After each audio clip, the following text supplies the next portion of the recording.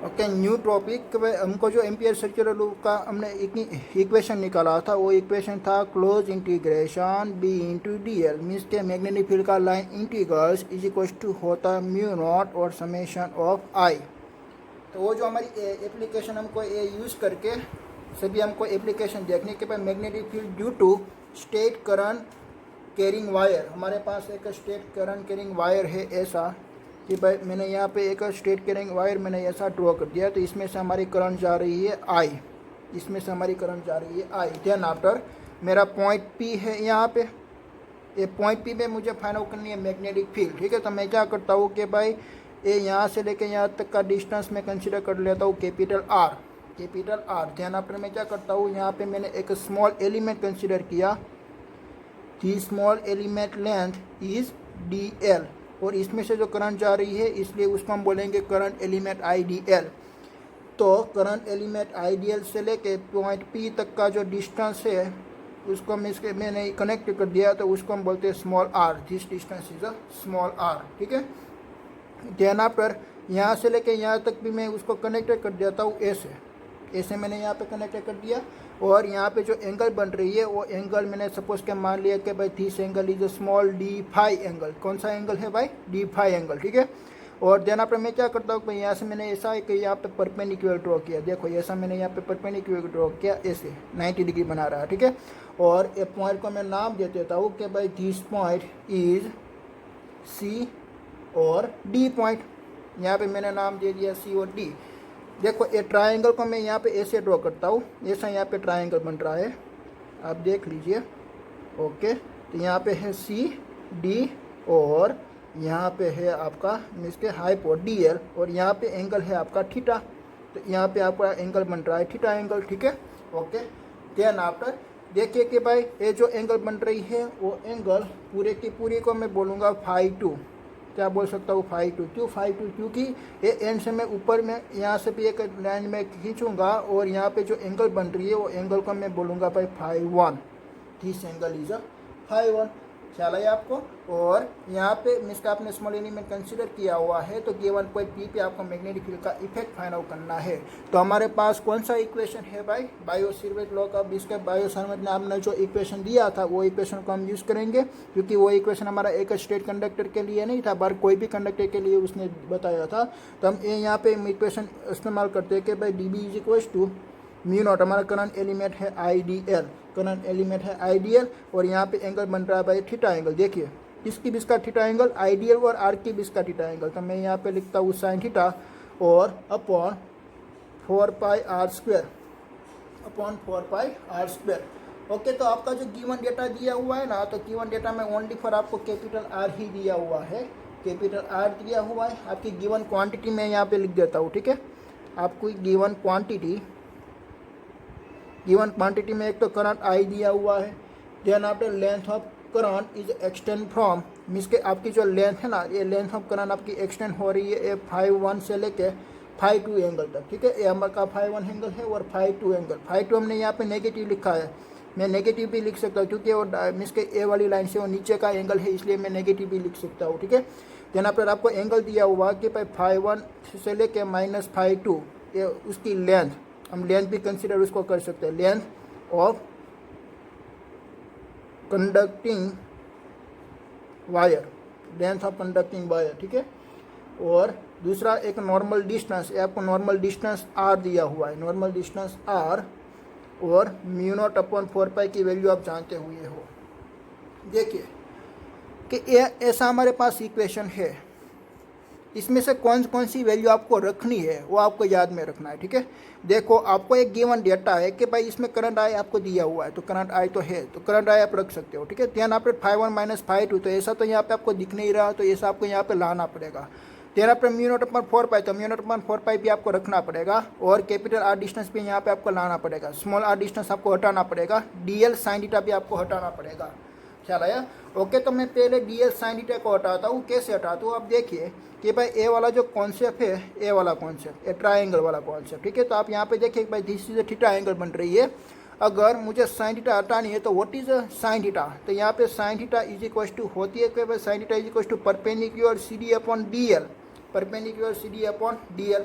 ठीक है, तो ये हमारी साइन थीटा हुई, तो sine theta is equal to आप लिख सकते हो C D upon D L. Okay, तो सी डी डी एल इसके मैं डी एल को सब्जेक्टिव बना, डी एल को मैं इस साइड ले आऊँगा, तो D L sine theta is equal to होता है इस बाई सी डी। तो यहाँ पे D L sine theta is equal to क्या लिख सकते हो, सी डी।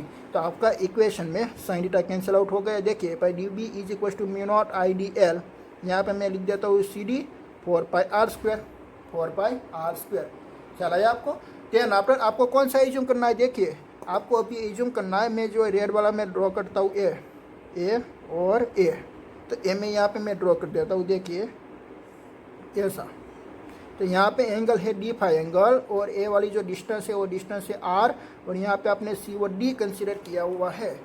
तो देखिए भाई ये एंगल डी फाई और एक आर दिया हुआ है, ए और ए आपका आर्क है, आर्क का इक्वेशन आपको मालूम है ना। आप आर्क कैसे निकालोगे भाई, ए आपकी लेंथ सपोज के एल है, तो एल इज इक्वल टू आप लिख सकते हो R D phi, R into D phi. तो यहाँ पे आपकी सी डी है ना, यहाँ पे आपका एल के बदले आप क्या लिखोगे भाई सी डी, तो C D is equal to क्या लिखोगे आर डी फाई। अगर आपको एंगल लिखना है डी फाई, तो D phi is equal to perpendicular upon base, ऐसे भी आप टेंजेंट से लिख सकते हो सी डी अपॉन आर। तो सी डी को सब्जेक्टिव बना दो, तो C D is equal to R D phi. तो यहाँ पे सी डी प्रेजेंट है, तो सी डी के बदले आप क्या लिखोगे आर डी फाई। तो आपका इक्वेशन मॉडिफाई होकर ऐसा हो गया कि भाई म्यू आई डी एल, सॉरी आइडियल तो अभी कैंसिल आउट हो गया ना, तो आप आइडियल नहीं लिख पाओगे, ओनली फॉर सी डी लिखना है। यहाँ पे क्या लिखना है भाई, ओनली फॉर सी डी लिखना है। ठीक है, ओके, मैंने यह गलती से मैंने डी एल को लिख दिया था, सॉरी। बट यहाँ पे आपको C D is equal to उसकी वैल्यू आपको पुट करनी है are D phi upon 4πr²। चला है। तो देखिए यहाँ पे आर स्क्वेयर, यहाँ पे आर, और यहाँ पे आर स्क्वेयर में से आर स्क्वेयर कैंसिल आउट हो गया, और ओनली फॉर बच गया आर। देखिए आपको कौन कौन सी वैल्यू लानी थी, म्यू नॉट अपॉन 4π तो है ही, और डी फाई मीन्स के डी फाई तो आगे मीन्स के साइन थीटा कैंसिल आउट हो गया। अभी आपको एक आर को कैंसिल करना पड़ेगा, ये आर को आपको कैंसिल करना पड़ेगा। देखिए मैं कैसे कैंसिल करता हूँ। यहाँ पे आप देख सकते हो कि भाई ये जो आपका एंगल है ना, तो वो एंगल को हम फाई एंगल ले सकते हैं ना। मैंने ऐसा तो फाई 2 नाम रख दिया है, फाई 1 और फाई 2 का नाम रख दिया, अपन ए एंगल आप फाई भी लिख सकते हो। ये पूरे का पूरा एंगल है आपका फाई। तो आपका ट्राइंगल बनने वाला है ऐसे, देखिए ऐसा, और यहाँ पे परपेंडिकुलर, और ये आपका हाइपो बनेगा, हाइपो आपका है आर, यहाँ पे आपका है फाई एंगल, ये आपको दिया हुआ है आर। ठीक है, ये आपको दिया हुआ है आर। ओके, तो आप देखिए कि भाई यहाँ पे आपका फाई, तो मैं यहाँ पे कौन सा इक्वेशन बनाता हूँ, कोस फाई का इक्वेशन बनाता हूँ। देखिए कि भाई कोस फाई इक्वल टू क्या होता है, बेस अपॉन हाइपो, तो आर अपॉन आर बनती है। तो आपको 1 अपॉन आर यहाँ से हटाना है, तो 1 अपॉन आर को हटाना है, तो ये आर को मैं यहाँ पे ले आता हूँ। तो इसे आपकी इक्वेशन बनेगी 1 upon R is equal to cos phi upon R, cos phi upon R, ऐसी आपकी इक्वेशन बनती है। तो 1 अपॉन आर के बदले में कोस फाई अपॉन आर में यहाँ पे पुट कर देता हूँ, D B is equal to mu naught I, यहाँ पे आती है डी फाई अपॉन 4πr के बदले 1 अपॉन आर के बदले आपको कोस फाई आर पुट करनी है ना, तो कोस फाई अपॉन आर ऐसे आपको आ गई। ठीक है, और ध्यान आप आपको क्या करना है कि भाई अब बहुत सारे का आपको इंटीग्रेशन कर लेना है। तो डी बी का आपका मिलेगा भाई बी, तो बी इंटीग्रेशन आप कहाँ से कहाँ तक करोगे, ए फाई 1 है और ए माइनस फाई 2 है, तो फाई 1 माइनस फाई 2 से लेके फाई 1 तक, तो यहाँ पे मैं माइनस फाई 2 से लेके फाई 1 तक, और mu naught I cos phi D phi upon 4πr। देखो म्यू नॉट अपॉन 4π तो कांस्टेंट है, करंट भी आपका कांस्टेंट है, और ये वाला डिस्टेंस भी आपका कांस्टेंट है, तो सभी फॉर्मूला आपकी मीन्स के कांस्टेंट में चलेगी बार, mu naught I upon 4πr। ध्यान आप cos phi D phi means के कोस फाई का इंटीग्रेशन होता है साइन फाई, तो मैं यहाँ पे लिख देता हूँ साइन फाई, और यहाँ पे आती है फाई 1 और माइनस फाई 2। तो ये आपको अपर लिमिट और लोअर लिमिट आपको अभी पुट कर देनी है, तो मैं यहाँ पे पुट कर देता हूँ। तो mu naught I upon 4πr, देखो मैं अपर लिमिट पुट करता हूँ, तो यहाँ पे आएगा sine phi 1 and minus minus होता है यहाँ पे प्लस, तो sine phi 2। This is your equation, mu naught I upon 4πr sine phi 1 plus sine phi 2। ये आपका मीन्स का इक्वेशन फाइंड आउट हो गया। ठीक है, ये इक्वेशन आपका किसका आया भाई, ये आपका एक स्टेट करंट के लिए आपका इक्वेशन निकलता है।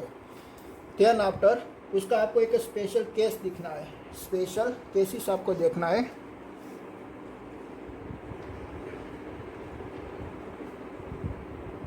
ओके, तो स्पेशल केस देखिए। तो स्पेशल केस में ऐसा है कि भाई अगर आप ये पी पॉइंट है तो पी पॉइंट को नियर ले आएंगे।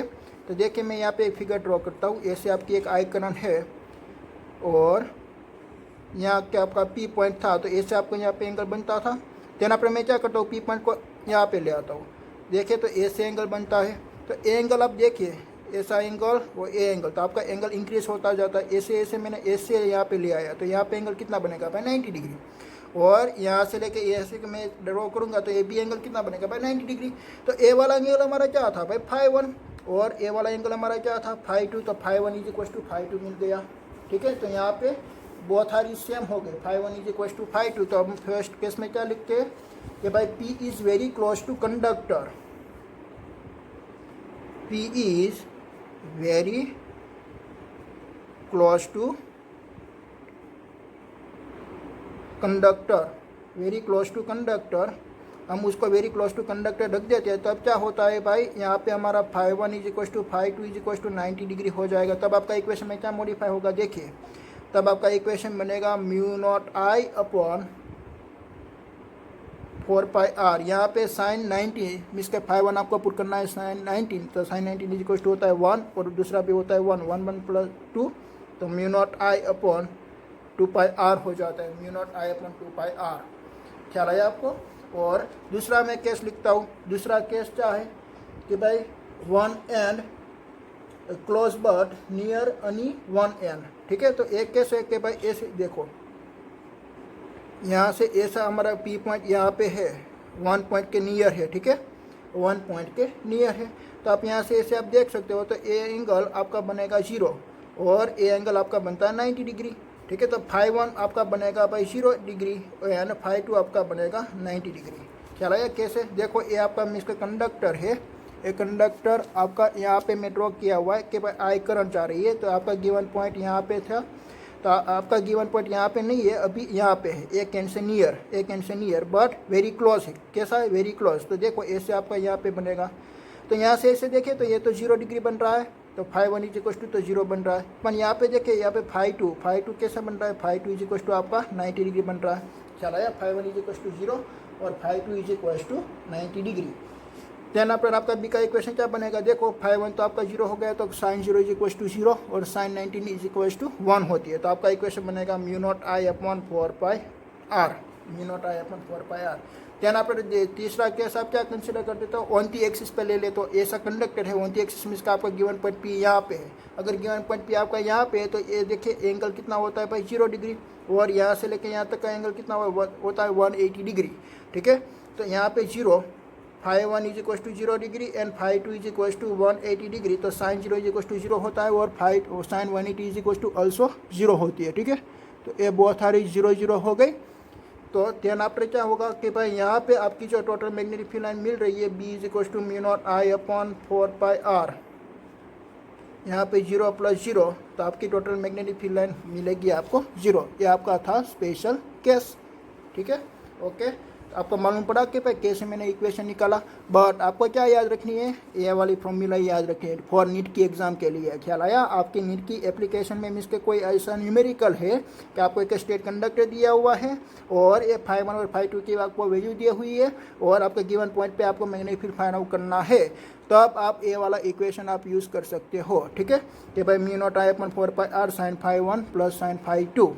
और ये आपका केस दिया हुआ है, ऐसा भी दिया होगा कि आपका पॉइंट पी एक एंड से वेरी क्लोज है, और सेकेंड एंड से वो एक 90 डिग्री बनाता है, वन एंड आपका ऐसा क्लोज है। ठीक है, तो ये तो 0 डिग्री बनाएगा, पर ये बनाएगा आपका 90 डिग्री, तो ऐसा भी केस आता है।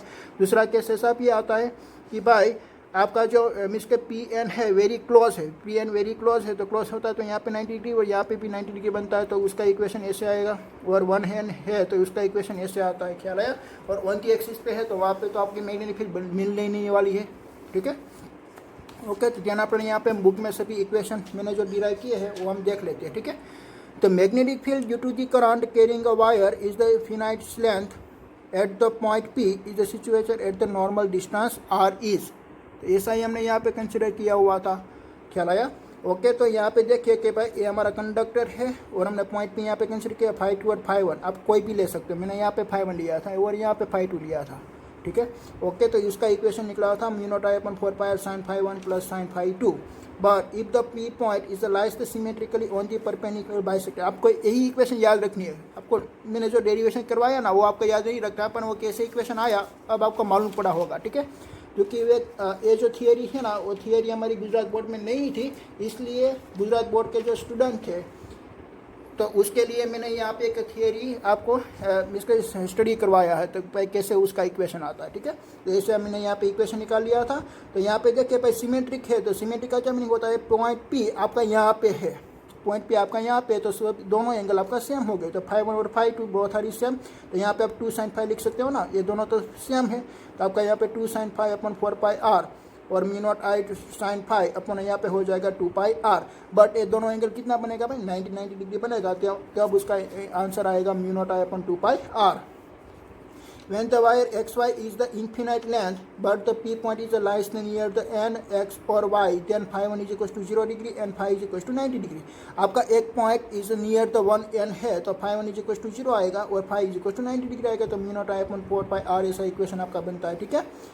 Okay, when the point P is line on the axial position, तो एक्सियल पोजीशन में एंगल कितना बनता है भाई, थीटा इज इक्वल्स टू 0 और theta is equals to 180 degree angle बनता है, इसलिए यहाँ पे आपका टोटल मैग्नेटिक फील्ड भी बन रही है भाई 0। देन आफ्टर सेकेंड देखिए, second application, the magnetic field due to the thick wire, thick wire means के सिलिंड्रिकल आप कंसिडर कर सकते हो थिक वायर के लिए। तो थिक वायर के लिए एप्लीकेशन मैंने मैंने करवाया था गुजरात बोर्ड में, तो इसलिए मैं उसका डेरिवेशन यहाँ पे रिप्रेजेंट नहीं करवाने वाला हूँ। एक ऐसा आपको एक स्ट्रेट कंडक्टर दिया हुआ है, देखिए, तो मैं यहाँ पे मैं फिगर में से थोड़ा सा समझा देता हूँ। देखिए कि भाई ऐसा आपको एक स्ट्रेट कंडक्टर दिया हुआ है, स्ट्रेट कंडक्टर आपका ऐसा है, बट आप उसको जूम करके देखेंगे तो ऐसा आपको एक यहाँ पे एक सिलेंडर नजर आएगा ऐसा। तो इसमें से करंट जा रही है आई, इसमें से करंट जा रही है आई, तो आपको एक एम्पियर सर्क्यूलर आपको पॉइंट पी यहाँ पे आपको फाइंड आउट करना है, तो पी पॉइंट उसकी इनसाइड आ जाए, एम्पियर सर्क्यूलर लूप की इनसाइड आ जाए, ऐसे आपको यहाँ पे कंसिडर करना है। देन आफ्टर आपको यहाँ पे म्यू नॉट आइडियल मीन्स के यहाँ पे डिस्टेंस दिया हुआ है आर और हमारा रोड का सिलेंडर का डिस्टेंस दिया हुआ है आर, तो आपको आउटसाइड पी पॉइंट पे आपको फाइंड आउट करनी है मैग्नेटिक फील्ड। तो उसका इक्वेशन निकलता है बी इज इक्वल्स टू निकलता है कि भाई mu naught I upon 2 pi R, ठीक है, mu naught I upon 2 pi R ऐसा आपका इक्वेशन निकलता है, mu naught I upon 2 pi R. R is equals to distance between the centre, ये आपका मिस्टर सिलेंडर का सेंटर है, सेंटर की एक्सिस से लेके गिवन पॉइंट पी तक का डिस्टेंस, ठीक है, तो mu naught I upon 2 pi R. ये डेरिवेशन आपको दिया हुआ है गुजरात बोर्ड की टेक्स्ट में, पर वो याद रखना नहीं है आपको, ओनली फॉर इक्वेशन याद रखना है कि भाई B is equals to mu naught I upon 2 pi R. Then आप अगर पॉइंट आपका गिवन पॉइंट पी आपको इनसाइड दिया हुआ है, अगर इनसाइड दिया होगा तब आपका इक्वेशन निकलेगा भाई B is equals to mu naught I R upon 2 pi R square, 2 pi R square, तब आपका इक्वेशन ऐसे निकलता है कि भाई आपका इनसाइड पॉइंट दिया हुआ है तो mu naught I R upon 2 pi R square. ये आर स्क्वायर है ना, ये आर स्क्वायर आपकी मीन्स के ये रेडियस है, ठीक है, और आर आपका गिवन पॉइंट आपने जो कंसिडर किया हुआ है वो है, ठीक है। तो ऐसे आपका यहाँ पे इक्वेशन निकला कि भाई B is equals to mu naught I upon 2 pi into R square, ये आपका इनसाइड वाला पॉइंट है, ठीक है। ओके, तो ये आपकी दूसरी एप्लीकेशन हो गई एक थिक वायर के लिए। देन आफ्टर एक थर्ड एप्लीकेशन है आपकी, वो है सोलेनॉइड। तो सोलेनॉइड तो आप जानते ही हो, एक स्प्रिंग जैसा होता है और उसकी इनसाइड जो आपकी मैग्नेटिक फील्ड लाइन मिल रही है वो मैग्नेटिक फील्ड लाइन आपके यूनिफॉर्म मैग्नेटिक फील्ड लाइन मिल रही है, ठीक है। ओके, तो यहाँ पे मैं उसकी भी फिगर भी नहीं ड्रॉ करने वाला हूँ क्योंकि आप सोलेनॉइड जानते ही हो, अच्छे से आप जानते हो, ठीक है, कि भाई सोलेनॉइड में से अगर हम इलेक्ट्रिक करंट पास करवाएंगे तो इसमें से हमको एक यूनिफॉर्म मैग्नेटिक फील्ड लाइन निकलती है और उसकी इनसाइड वाला जो पॉइंट होता है ना, तो वहाँ पे भी आपको एक मैग्नेटिक फील्ड लाइन की स्ट्रेंथ मिलती है, बट आउटसाइड पॉइंट पे नहीं मिलने वाली है, ठीक है, आउटसाइड पॉइंट में मैग्नेटिक फील्ड लाइन की इफेक्ट आपको नहीं मिलने वाली है। तो current carrying solenoid behaves is a bar magnet, वो कैसा बिहेव करती है कि भाई एक बार मैग्नेट जैसा बिहेव करती है, ठीक है। And the face when the current is flowing the clockwise is behaves is the south pole. आप यहाँ पे देख रहे हो, देखो करंट आपका जा रहा है कि भाई क्लॉकवाइज डायरेक्शन में, तो वो कैसे बिहेव करता है कि साउथ पोल जैसा। क्यों साउथ पोल जैसा बिहेव करेगा, देखिए कि भाई यहाँ पे क्लॉकवाइज डायरेक्शन में जा रहा है तो आप अपना मिस करंट ऐसे रखेंगे और मैग्नेटिक फील्ड लाइन आपकी इनसाइड जा रही है, मैग्नेटिक फील्ड लाइन आपकी इनसाइड जा रही है, तो आपकी जो मैग्नेटिक फील्ड लाइन की जो डायरेक्शन होती है वो direction north to south pole होती है, ठीक है। मिस के साउथ पोल में इनसाइड जा रही है और नॉर्थ पोल में मिस के ऐसी आएगी तो आउटसाइड में आएगी, तो नॉर्थ पोल में से बाहर निकल के साउथ पोल में इंसर्ट होती है आपके जो मैग्नेटिक फील्ड लाइन की जो डायरेक्शन होती है वो। तो when the current is the seen the flowing the anti clockwise direction is behave is north pole, ये एंटी क्लॉकवाइज डायरेक्शन है, एंटी क्लॉकवाइज डायरेक्शन है, इसलिए वो कैसा बिहेव करेगा भाई, एक नॉर्थ पोल जैसा, क्योंकि नॉर्थ पोल में आपकी मैग्नेटिक फील्ड लाइन बाहर की तरफ जाती है और साउथ पोल में आपकी मैग्नेटिक फील्ड लाइन इनसाइड जाएगी, ठीक है, तो ऐसे वो इनसाइड जाती है। Okay, for the such the solenoid the magnetic field inside in is the uniform and the directly axials, ठीक है, तो वो कैसे आपको मिलेगी, एक यूनिफॉर्म मिलेगी, एक यूनिफॉर्म डायरेक्शन में जाती है आपको मिलेगी, और उसका इक्वेशन आपको मिलता है B is equal to mu naught N I, आपको आता ही होगा, बट यहाँ पे आपको एन क्या लिखना है, number of turns per unit length रखना है, ये आपको मत भूलना है, ठीक है, कि भाई where N is the number of the turns per unit length at the end of the solenoid, ये मीन्स के at the end of the solenoid है, तो ये आपको याद रखना पड़ेगा कि भाई at end of the solenoid आपको दिया हुआ है, तब उसकी magnetic field line B is equal to उसका इक्वेशन निकलता है 1/2 mu naught N I. Then after है टोरॉइड, तो टोरॉइड क्या है, is one type of the solenoid, में सोलेनॉइड में बनने एन आपका जो होता है वो ओपन होता है, वो बनने एन को आप मिसके ऐसे क्लोज कर देंगे तो आपको मिसके एक टोरॉइड मिलेगा, ठीक है, तो आपको एक टोरॉइड मिलेगा। मैं टोरॉइड का आपको मैं फिगर बताता हूँ। ओके, ये है आपका सोलेनॉइड, ये है आपका सोलेनॉइड, ठीक है, तो सोलेनॉइड में से आपको एक यूनिफॉर्म मैग्नेटिक फील्ड लाइन मिलती है ऐसे। देन आपका टोरॉइड मीन्स के आपने दोनों एंड को क्या कर दिया भाई, क्लोज कर दिया, तो ये जो आपकी फिगर है it is known as a toroid. तो टोरॉइड का मैग्नेटिक फील्ड का इक्वेशन आपको याद रखना है, वो भी एक सोलेनॉइड जैसा ही है, इसलिए उसका भी इक्वेशन म्यू नॉट एन आई आता है। कितना आता है भाई, mu naught N I, but आपको नंबर ऑफ टर्न्स पर यहाँ पे याद रखनी, number of turns per unit length, पर आप यूनिट लेंथ कंसीडर करते हो ना, तो लेंथ यहाँ पे जो आपने सर्कल देखा था उसका सरकमफरेंस आपको मिलने वाला है, ठीक है, तो उसका सरकमफरेंस आएगा भाई 2πr, इसलिए यहाँ पे N is equal to number of turns per 2πr आ रहा है। देन आफ्टर ये फॉर एप्लीकेशन हुई भाई आपकी एम्पियर सर्कुलर लूप की।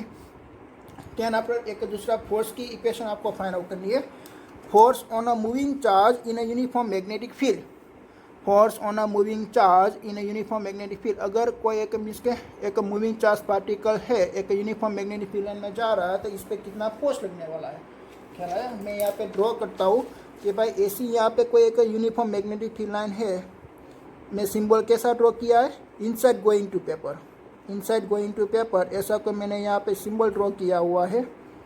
ऐसे यहाँ पे एक यूनिफॉर्म मैग्नेटिक फील्ड लाइन है, तो यहाँ पे एक चार्ज पार्टिकल्स है, तो चार्ज पार्टिकल्स Q के पास ही वेलोसिटी से मैं ऐसे में इनसाइड ले जाऊंगा, तो वो चार्ज पार्टिकल्स यहाँ से ऐसे का सर्कुलर मोशन करना स्टार्ट करता है, ऐसे चलाया। क्यों सर्कुलेशन मोशन करेगा, क्योंकि उस पर एक मैग्नेटिक फोर्स लगेगा, वो मैग्नेटिक फोर्स से वो सर्कुलेशन मोशन करना स्टार्ट करता है, चलाया।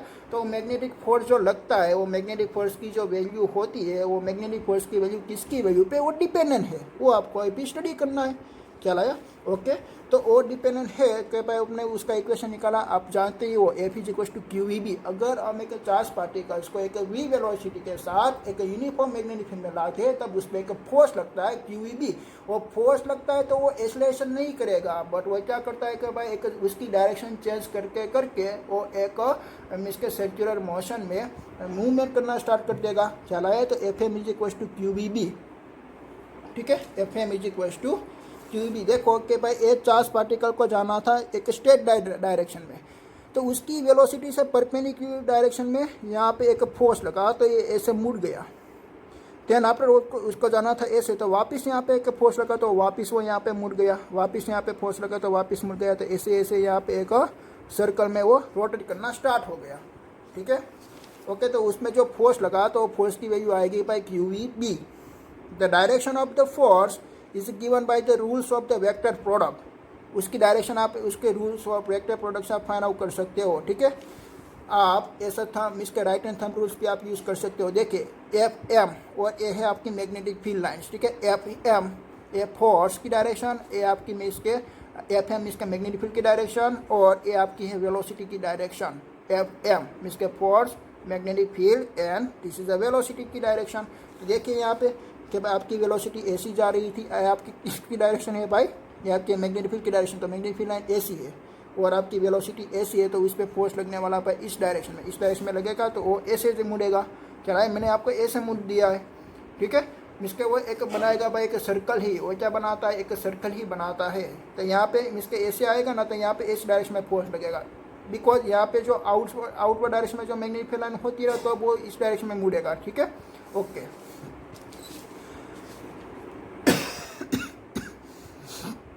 The direction of the force Fm is given by the rules of the vector product.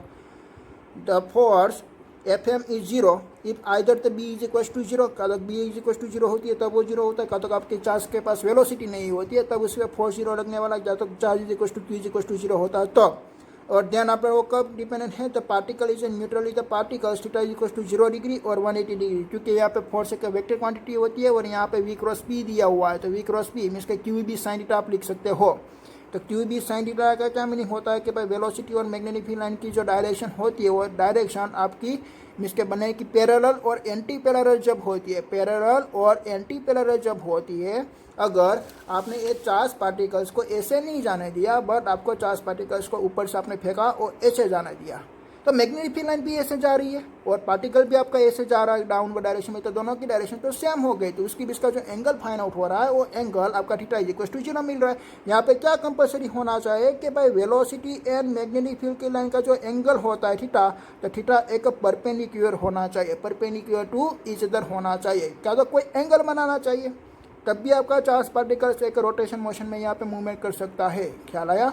अगर दोनों की जो डायरेक्शन मीन्स के वेलोसिटी और आपकी जो मैग्नेटिक फील्ड लाइन है वो दोनों पैरेलल हो गई, तो पैरेलल हो गई तो उसका थीटा इज इक्वल टू हो जाएगा भाई 0 डिग्री का, तो एंटी पैरेलल होती है तो उसका एंगल होता है 180 degree, but sine 0 is equal to 0 और साइन 180 इज इक्वल टू भी ऑब्वियसली 0, तो उसकी वैल्यू आएगी भाई 0, तो आपका मैग्नेटिक फील्ड यहाँ पे मीन्स के फोर्स लगने वाला नहीं है। Okay, the motion of the charged particle is a parallel anti-parallel the magnetic field. The force Fm is a maximum having the Fm is equals to qb when the theta is 90 degree. But आपकी जो charge particles की velocity v और magnetic field line b का जो direction की बीच का जो angle 90 degree exact रहता है, तब इसमें आपका मीन्स के जो फोर्स लगता है वो फोर्स आपका मैक्सिमम लगता है। Charge particle is moving in the direction is a perpendicular to that magnetic field. Charge particle is moving in the direction perpendicular to that magnetic field. Thus the magnetic field B may be the defined by the relations the B is equals to, आपको क्या करना है कि भाई Fm is equals to QB sin theta आपका equation है, इसमें से आपको B को सब्जेक्टिव बना देता है, तो Fm is equals to QB sin theta.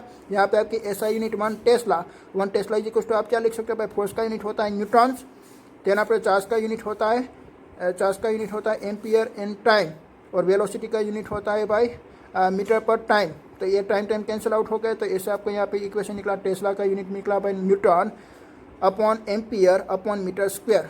ख्याल है वो कैसे निकला, मैं यहाँ पे निकाल के देता हूँ कि भाई आपकी जो फोर्स की इक्वेशन निकली, फोर्स की इक्वेशन आपकी फाइंड आउट हुई इसे क्यू बी साइन थीटा, ठीक है, इसमें आपको बी को सब्जेक्टिव बनाया तो फोर्स अपॉन क्यू वी, तो फोर्स का यूनिट है न्यूटन, चार्ज का यूनिट होता है एम्पियर इंटू टाइम, वेलोसिटी का यूनिट होता है मीटर अपॉन टाइम, तो टाइम कैंसिल हो गया, तो यहाँ पे देखिए भाई न्यूटन और यहाँ पे हो गया न्यूटन पर एम्पियर पर मीटर, ठीक है, एम्पियर पर मीटर आता है, यहाँ पे मीटर स्क्वायर नहीं आएगा, ओनली फॉर मीटर आएगा।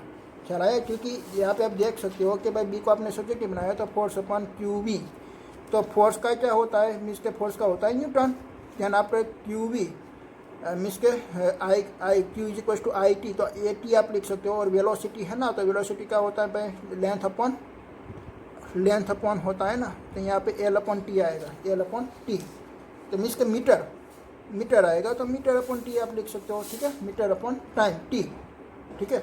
ओके, तो ऐसे आपका यहाँ पे इक्वेशन निकलेगा मीटर इनवर्स 1 आएगा, ठीक है। ओके।